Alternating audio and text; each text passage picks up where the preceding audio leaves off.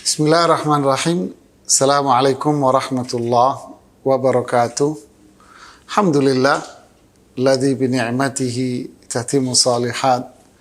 Wassalatu wassalamu ala Rasulillah wa ala alihi wa sahbihi wa ba'd.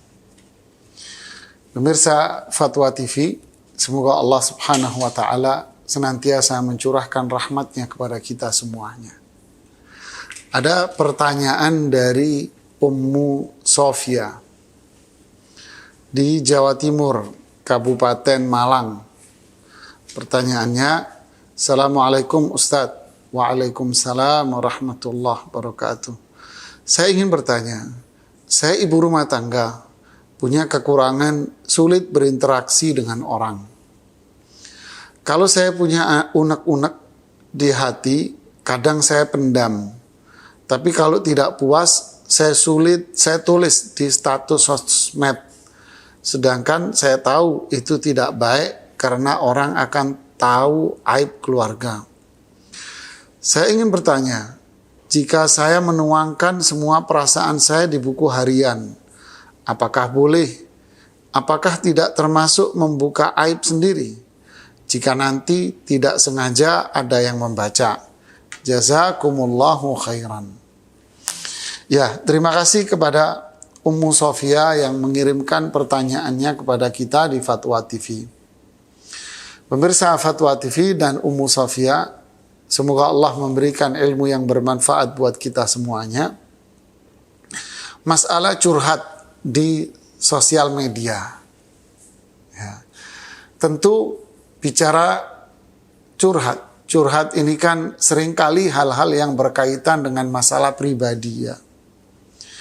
Masalah seseorang dia yang bersangkutan dengan suaminya, atau seorang ini dengan istrinya, dengan mertuanya, dengan saudaranya, dengan tetangganya.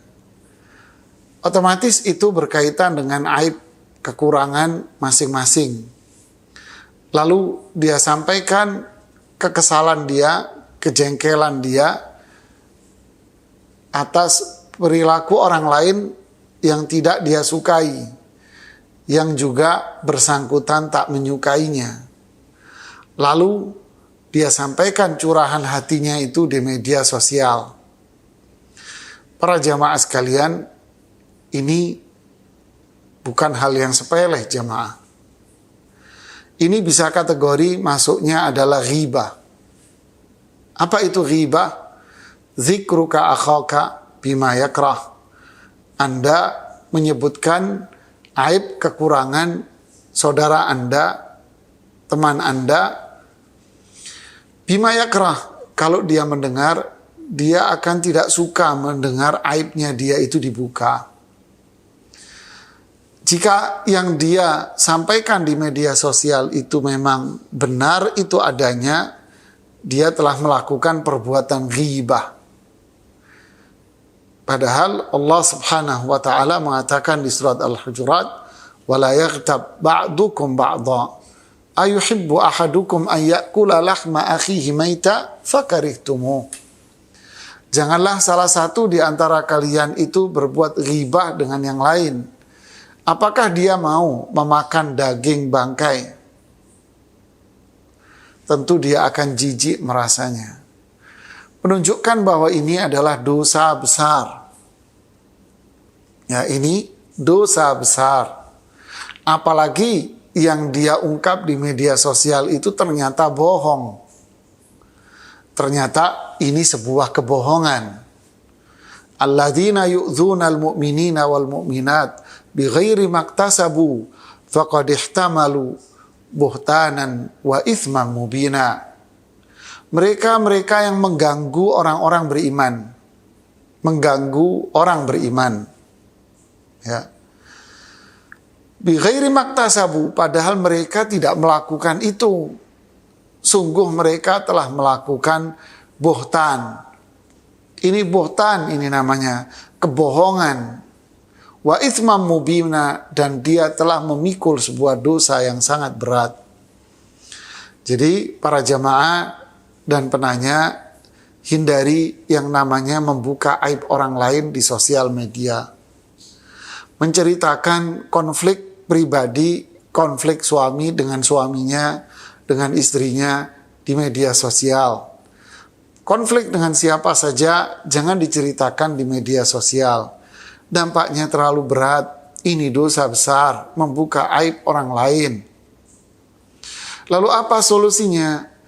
Solusinya adalah pertama, Anda bisa langsung mendatanginya dia, walaupun dengan dalih seperti penanya mengatakan saya sulit berinteraksi.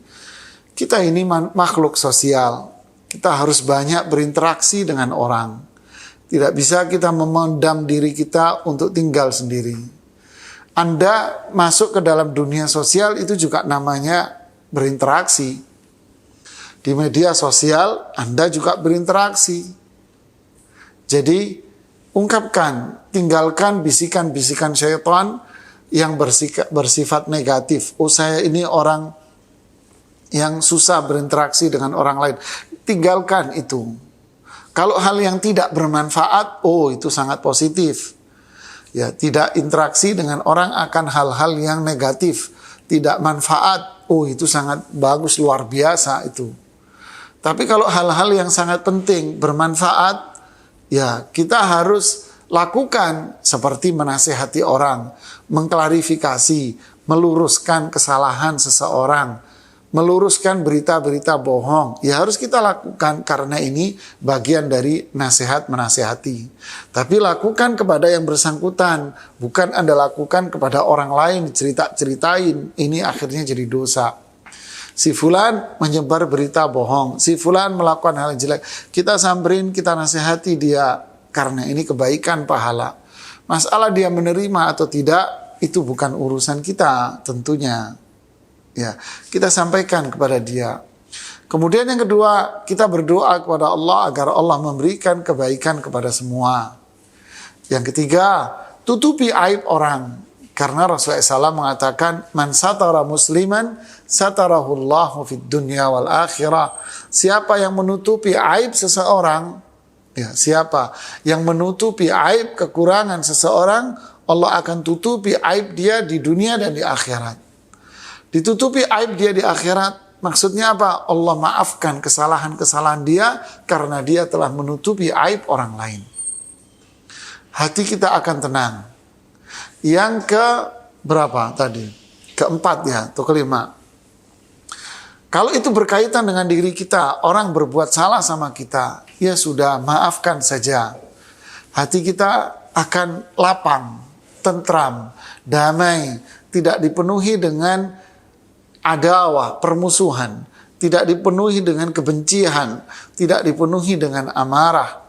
Karena memaafkan kesalahan orang lain, itu adalah amalan yang sangat mulia. Kita melaksanakan perintah Allah, wa'fu anhum wasfah. Maafkan dia, lapanglah dada atas kesalahan orang. Hidup kita akan tentram, damai, dan penuh kebahagiaan. Wallahu a'lam bishawab. Assalamualaikum warahmatullahi wabarakatuh.